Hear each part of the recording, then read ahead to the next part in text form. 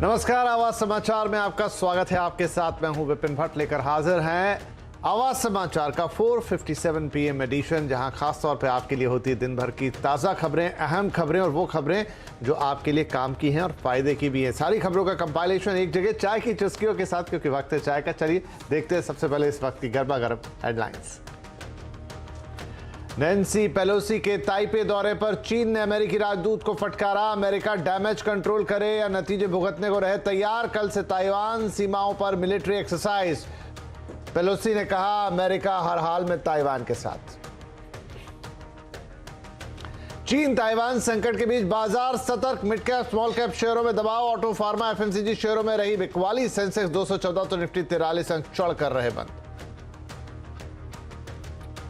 National Herald के दफ्तर पर छापे के बाद आज फिर संसद में उठा ईडी का मामला। बार बार दोनों को सदनों को रोकनी पड़ी कार्रवाई। अगले शुगर सीजन में गन्ना किसानों को मिलेगा ज्यादा पैसा। कैबिनेट ने गन्ने की एफआरपी बढ़ाने का लिया फैसला। सीएनबीसी आवाज की एक्सक्लूसिव खबर।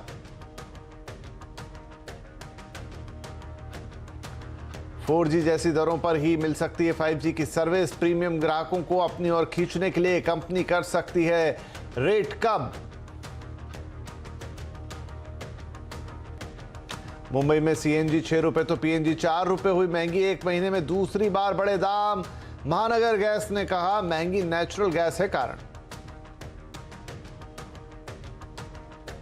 ममता बनर्जी कैबिनेट में बड़ा फेरबदल। 9 मंत्रियों ने ली शपथ। बाबुल सुप्रियो बने कैबिनेट मंत्री। और भारत की झोली में 5वां गोल्ड। पुरुष टेबल टेनिस में मिली सुनहरी सफलता। 5 गोल्ड के साथ टैली में भारत अब 6ठे पायदान पर कायम।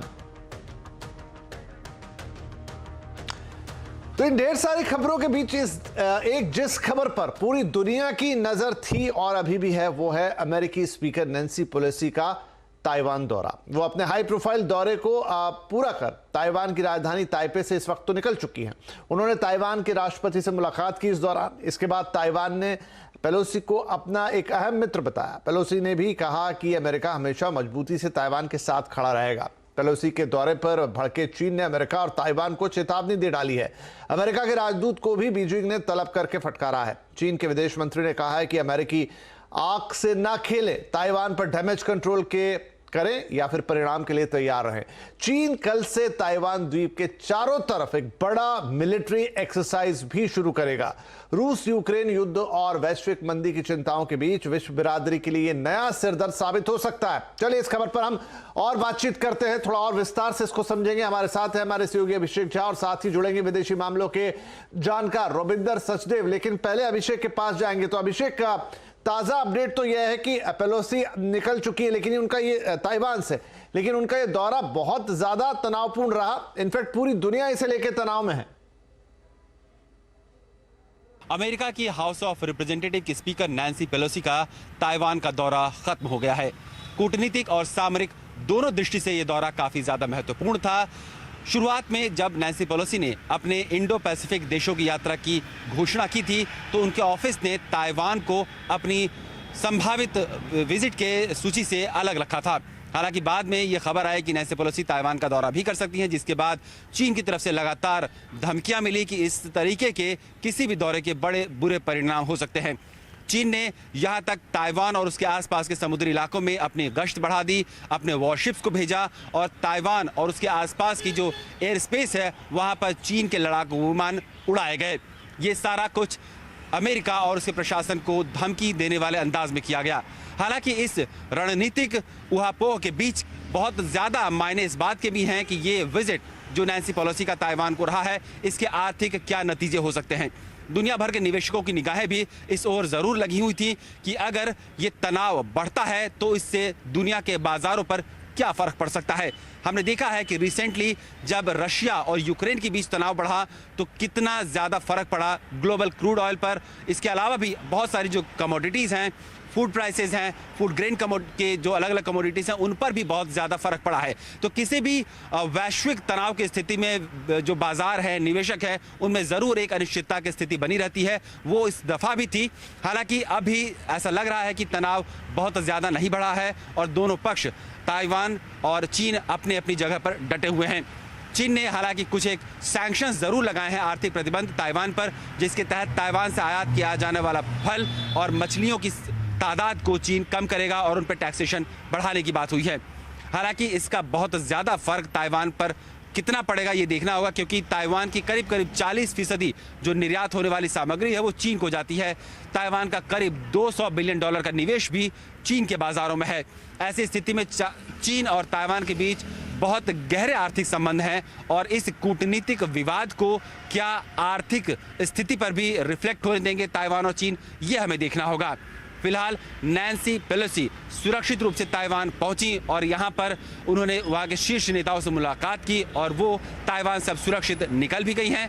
निश्चित रूप से जो तनाव कूटनीतिक, सामरिक और आर्थिक जगत में देखा गया था पिछले काफी दिनों से, उसको एक पूर्ण विराम अभी के लिए तो मिल गया है, लेकिन देखना होगा कि आने वाले दिनों में चीन इस पर क्या रवैया अपनाता है। यही बड़ा सवाल है अभिषेक कि क्या ये पूर्ण विराम मिला है या ये शुरुआत हुई है, कहां जाएगा ये पूरा मामला। अब इसको भी समझेंगे, हमारे साथ सचदेव साहब रहेंगे जिनसे ये जानते हैं, लेकिन थोड़ा समझ ले कि ये मामला क्या है पूरा, एक नजर डालते हैं इसके इतिहास के बारे में, क्योंकि ये मामला कई सालों से है। ताइवान पर तकरार है, लेकिन इसके पीछे आखिर क्या कारण है।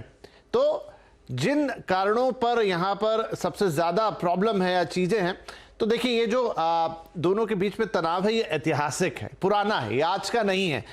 इतिहास उठा के देखेंगे तो पहले चीन का हिस्सा रहा ताइवान, अलग हुआ, फिर पास में गया, लेकिन जो सबसे लेटेस्ट है 1940 का जो दशक था, आई थिंक 47 के आसपास की बात है, गृह युद्ध के बाद विभाजन होता है और ताइवान एक अलग इंडिपेंडेंट सरकार वहां पे बनती है। लोग वही हैं जो चीन से गए, एक पार्टी वहां से छोड़ के जाती है। गृह युद्ध के बाद ताइवान ने खुद को आजाद बता दिया, ठीक है। ताइवान का अपना संविधान उन्होंने बनाया है, नेता हैं, 3 लाख से ज्यादा इनके पास सैनिक हैं और अपने आप को इंडिपेंडेंट रखते हैं। और जो ताइवानी जनता है उसका भी चीन के साथ कोई लगाव नहीं है, वो अलग मानते हैं, वहां से निकले एक ही जगह से, लेकिन खुद को पृथक मानते हैं। लेकिन चीन का स्टैंड क्या है? चीन का हमेशा से दावा रहा है कि ताइवान उसी का हिस्सा है और वो उसको अपना एक प्रांत मानता है जो उससे अलग है। जरूरत पड़ने पर ताकत से मिलाने की बात भी करता रहा है। वो पहले भी उसने एक बार छीना है जापान से और अब फिर वही बात करता है। जापान ने पहले ले लिया था जब वर्ल्ड वॉर की बात थी। इधर चीन का ग्रेटर चाइना प्लान है जिस पर वो काफी जोर देता है। क्या कहता है कि किसी भी कीमत पर ताइवान को मिलाने की बात वो रखता है और उसके अलावा सिर्फ ताइवान नहीं, हांगकांग, तिब्बत, इन तीनों को, तो ये एक अखंड चीन जैसी तस्वीर उभारने की कोशिश करता है। ग्रेटर चाइना की ये बात करता है। अब देखिए अमेरिका यहां पर उसकी क्या भूमिका है। ताइवान को अभी अमेरिका ने मान्यता नहीं दी है। इनकी अपनी पॉलिसी है जिसमें एक वन नेशन थ्योरी पे चलते हैं अमेरिका वाले, और ये चीन यानी बीजिंग सरकार को ही मान्यता देते हैं, लेकिन ताइवान के साथ भी खड़े नजर आते हैं। ताइवान को मदद ताइवान रिलेशन एक्ट के तहत ये लोग करते हैं। ताइवान में लोकतंत्र है, इस वजह से अमेरिका को उसका और ज्यादा सपोर्ट होता है। लेकिन बात सिर्फ इतनी नहीं है। ताइवान से जैसा मैंने बताया रिलेशन एक्ट के तहत इन्हें मदद करते हैं। बहुत बड़ी संख्या में जो हथियार है आत्मरक्षा के लिए वो ताइवान अमेरिका से खरीदता है। और इसके अलावा एक जो बड़ा रीजन है, जो पूरा प्रशांत महासागर वाला क्षेत्र है, यहां पर अमेरिका को अपनी पोजीशन स्ट्रांग रखने के लिए और अपने एलाइज की पोजीशन स्ट्रांग रखने के लिए और चीन को कंट्रोल करने के लिए ताइवान स्ट्रेटेजिकली एक बहुत इंपॉर्टेंट जगह लगती है।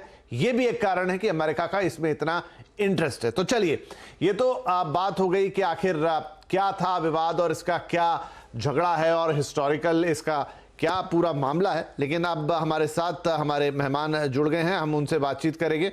सचदेव साहब यहां पर हैं हमारे साथ। तो सचदेव साहब, इस पूरे मुद्दे के दो पहलू हैं। एक तो जो अभी की मैं बात करूं कि नैन्सी पेलोसी वहां जाती हैं, हालांकि जैसा हमने कहा कि अगर उनकी पॉलिसी में देखें अमेरिका की, तो वो मान्यता नहीं देते हैं 2 नेशन थ्योरी को। वो मानते हैं बीजिंग सरकारी जो मेन है वो चीन की है, लेकिन फिर भी एक पैरेलल रिश्ता वो ताइवान से रखते हैं। एक ऐसे वक्त पर जब दुनिया ऑलरेडी इतने बड़े संकट से है, एक युद्ध चल रहा है, अमेरिका की ये क्या एक तरीके की अप्रोच है जहां पर वो बाकायदा अपने लीडर को वहां भेज रहे हैं। बाइडेन साहब प्रेस कॉन्फ्रेंस में सवाल पूछा जा रहा है कि क्या अगर ताइवान पे चीन का कोई एग्रेशन होता है तो आप भी जवाब एग्रेशन से देंगे? बोले हाँ देंगे। तो ये किस तरफ जा रहे हैं हम? Thank you. हम देखिए, हम किसी ना किसी कॉन्फ्लिक्ट की तरफ जा रहे हैं कभी ना कभी समय, और मैक्सिमम आउटर लिमिट आप मान लीजिए 2049 तक कॉन्फ्लिक्ट होगा बड़ा इंडो पैसिफिक में। चाइना ने ताइवान को लेकर के अपनी प्रोविंस, जैसे आप कह रहे हैं, बिल्कुल मानता है। और शी जिनपिंग ये कहते हैं कि ये हमारी पीढ़ी की रिस्पॉन्सिबिलिटी है, हमारी जनरेशन की रिस्पॉन्सिबिलिटी है कि हम ताइवान के मुद्दे को खत्म करके जाएं अगली पीढ़ी के लिए। ये इनका लॉन्ग टर्म प्लान चल रहा है ताइवान को लेकर के, राइट। अब उधर अमेरिका, और बेसिक क्वेश्चन लॉन्ग बड़ी पिक्चर में तो ये है कि नंबर 1 एम्पायर है अमेरिका, चाइना उभरता हुआ नंबर 2 एम्पायर है। और सडनली चाइना को ये लग रहा है, और सडनली अमेरिका भी सीरियस हो गया है कि मैं नंबर 2 को कभी नंबर 1 नहीं बनने दूंगा। और चाइना को भी सडनली ये रियलाइज हो रहा है कि अमेरिका के पिछले 2-3 वर्षों में जो कदम है वो अब इस तरफ जा रहे हैं तेजी से कि ये मेरी ग्रोथ को रोकेंगे और मेरे को नंबर 1 नहीं बनने देंगे। बेसिक लड़ाई ये है इन दोनों देशों की। अब इसमें ऑफ कोर्स साउथ चाइना सी पे किसका कितना रुतबा है और ताइवान का मुद्दा एक है, वो ये दोनों अलग हो जाते हैं। देखिए साउथ चाइना सी में और देशों के साथ है, ताइवान का मुद्दा अलग है, क्योंकि ताइवान, और बाय द वे इसमें दोनों सही है। पेलोसी जो आज गई अमेरिका कह रहा है, और बड़ा अजीब विडंबना हुई है, पेलोसी की ट्रिप के जरिए आप देखेंगे सारे देश अब कह रहे हैं जी हाँ, चाइना की वन चाइना पॉलिसी में हम बिलीव करते हैं। अभी तक वन चाइना पॉलिसी की कोई थोड़ी बहुत बातें होती थी, पर ताल ठोक के नहीं होती थी। बट अब अमेरिका टेक्निकली तो ये कह रहा है मैं वन चाइना में बिलीव करता हूं, बट ये अलग हमारा चल रहा है, और हमारी कांग्रेस की लीडर हैं, वो जाना चाहे तो जा सकती हैं, इत्यादि इत्यादि, राइट। तो वन चाइना पॉलिसी सडनली ज्यादा ठोस हो गई है एक तरह से आप कहें तो, राइट, इस पूरे ट्रिप की कंट्रोवर्सी के बाद। उधर ताइवान का प्रोफाइल भी बढ़ गया है।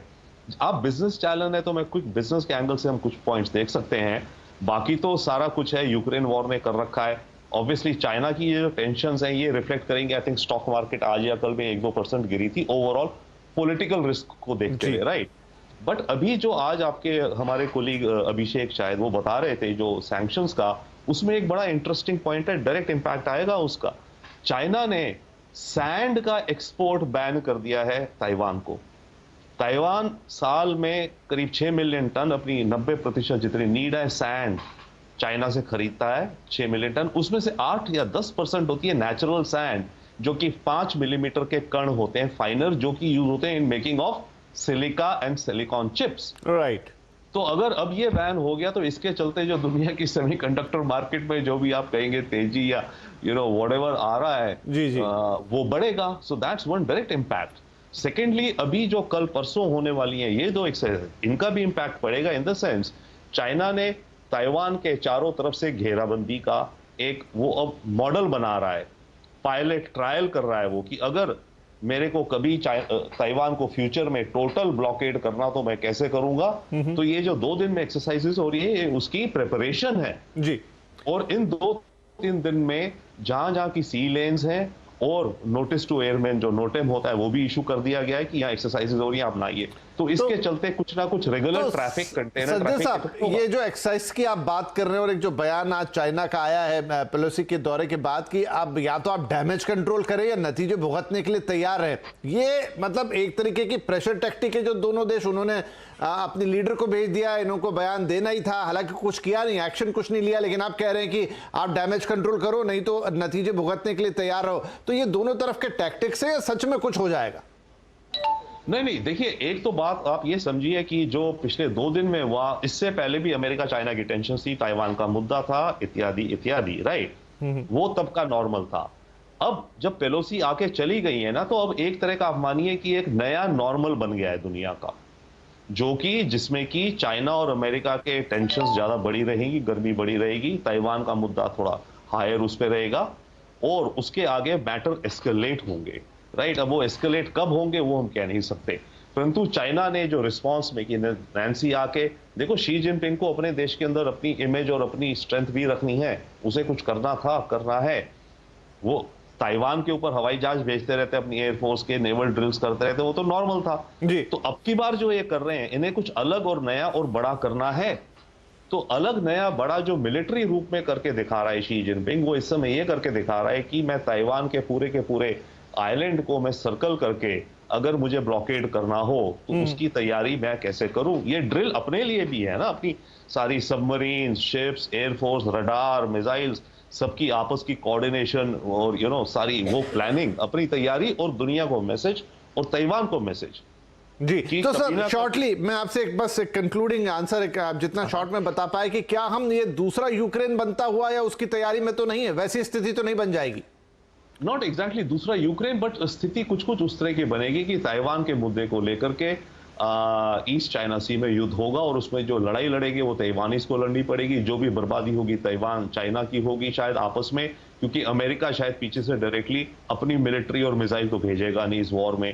तो yes, Taiwan will fight, but अंजाम क्या होगा कह नहीं सकते। हो सकता है फिर अमेरिका जुड़ जाएगा, फिर जापान भी जुड़ जाएगा, ऑस्ट्रेलिया भी जुड़ जाएगा, फिर तो फायरवर्क्स हो जाएंगे। क्योंकि बाइडेन साहब से जब पूछा गया कि क्या अगर वहां पे कोई मिलिट्री एक्शन होता है तो उन्होंने तो हाँ में जवाब दे दिया था कि हाँ फिर हम भी मतलब एक्शन कर सकते हैं, या फिर ये स्टेटमेंट ही रह जाएगा? ये स्टेटमेंट रह जाएगा, पर इसमें शायद हो भी सकता है, बट अमेरिका के अंदर डोमेस्टिक पॉलिटिक्स भी इसके काफी खिलाफ भी है कि भाई हम ताइवान की इंडिपेंडेंस के लिए क्यों लड़ें, हमारा क्या फायदा हो रहा है इसमें। एक बहुत बड़ा तबका रिपब्लिकन और डेमोक्रेट दोनों ये बात भी कह रहे हैं। और जहां तक अमेरिका की ऑफिशियल पॉलिसी है उसमें कि मदद करेंगे मदद करेंगे, कहां तक मदद करेंगे? वही बात है, मिसाइल उठा के अपनी सबमरीन से चाइना के शंघाई पे डालेगा अमेरिका? नहीं।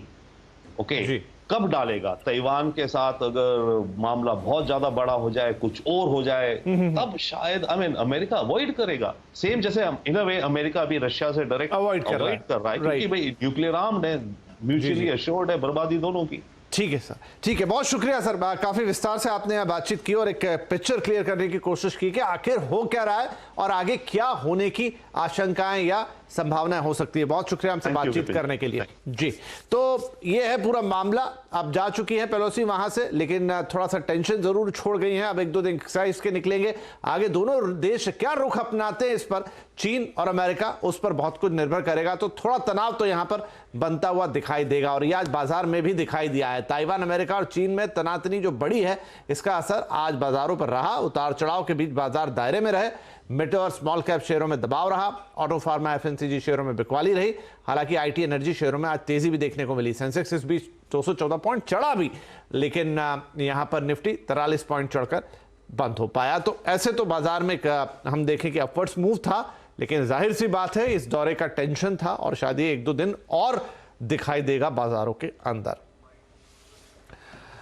बहरहाल केआर चोकसी होल्डिंग्स के देवेंद्र चौकसी को बाजार के लिए अच्छे संकेत नजर आ रहे हैं। उनके मुताबिक बैंक, एनबीएफसीज और आईटी शेयरों में निवेश का मौका बन रहा है।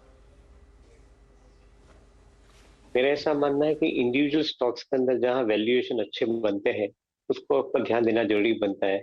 जैसे बैंकिंग क्षेत्र के अंदर, एनबीएफसी क्षेत्र के अंदर क्रेडिट का ग्रोथ बन रहा है। लाइफ इंश्योरेंस प्रीमियम के अंदर क्रेडिट का ग्रोथ बन रहा है।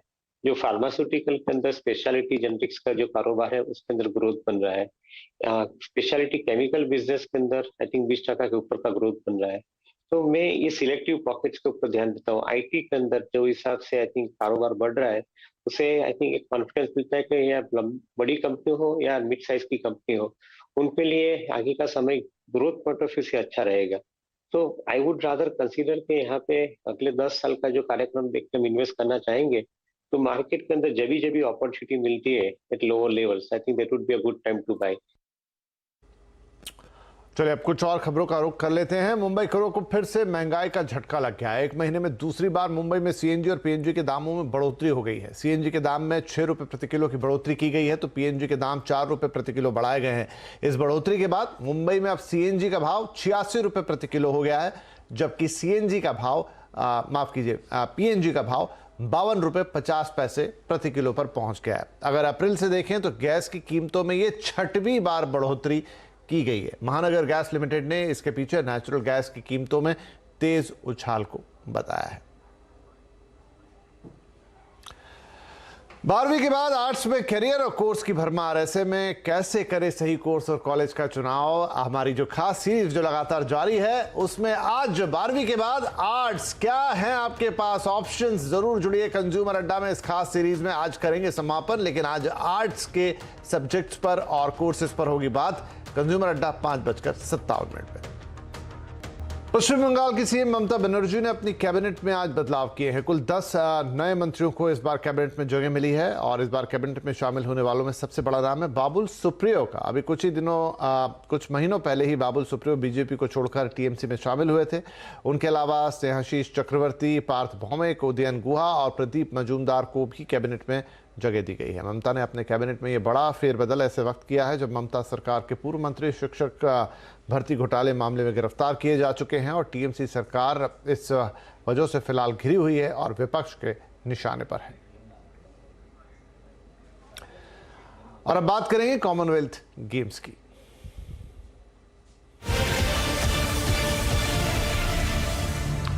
बर्मिंघम में चल रहे कॉमनवेल्थ गेम्स में भारत के हिस्से में अब तक 5 गोल्ड, 5 सिल्वर और 3 ब्रॉन्ज आ चुके हैं। कुल 13 पदकों के साथ भारत इस वक्त छठे पायदान पर बना हुआ है। कल की बात करें 5वें दिन तो लॉन बॉल्स में महिला टीम ने भारत को गोल्ड दिलाया, ऐतिहासिक गोल्ड रहा ये। इसके बाद एक और गोल्ड आया जो कि आया टेबल टेनिस में और साथ ही 2 सिल्वर मेडल भी भारत की झोली में गिरे। पुरुष टेबल टेनिस के फाइनल मुकाबले में भारत के शरद कमल जी साथियन और हरमीत देसाई की तिकड़ी ने सिंगापुर को 3-1 से हराकर गोल्ड जीता। वेटलिफ्टर विकास ठाकुर ने पुरुषों के 96 किलो कैटेगरी की वेट रेंज में स्नैच में 155 और क्लीन एंड जर्क में 191 किलो वजन उठाकर सिल्वर अपने नाम किया। मिक्स्ड बैडमिंटन टीम इवेंट का फाइनल भारत नहीं जीत पाया और भारत की झोली में सिल्वर ही आया। आज भी कॉमनवेल्थ मुकाबलों में भारत के कई गेम्स में भारत के कई अहम मुकाबले हैं। टैली आपके सामने है जहां पर ऑस्ट्रेलिया अभी सबसे ज्यादा पदकों के साथ 106 पदक जीत चुका है, नंबर 1 पर है। इंग्लैंड 31 गोल्ड के साथ नंबर 2 पर है। न्यूजीलैंड ने अपनी पोजीशन देने बरकरार रखी है, 13 गोल्ड उसने लिए हैं। हालांकि कनाडा कुल संख्या पदकों की संख्या में आगे, लेकिन गोल्ड न्यूजीलैंड के पास ज्यादा है। और भारत 5 गोल्ड, 5 सिल्वर और 3 ब्रॉन्ज के साथ कुल 13 मेडल और 6ठे स्थान पर टैली में कायम है। तो इस बुलेटिन में फिलहाल इतना ही, लेकिन आपसे कुछ देर बाद यानी शाम 5:57 पर हमारी जो खास सीरीज चल रही है आपके एडमिशन के लिए। 12वीं के बाद अलग अलग कंफ्यूजन होता है कि स्ट्रीम में क्या करें, तो आज आर्ट्स पर होने वाली बात, किस तरह के कोर्सेज, किस तरह के कॉलेज, जरूर जुड़िए हमारे साथ।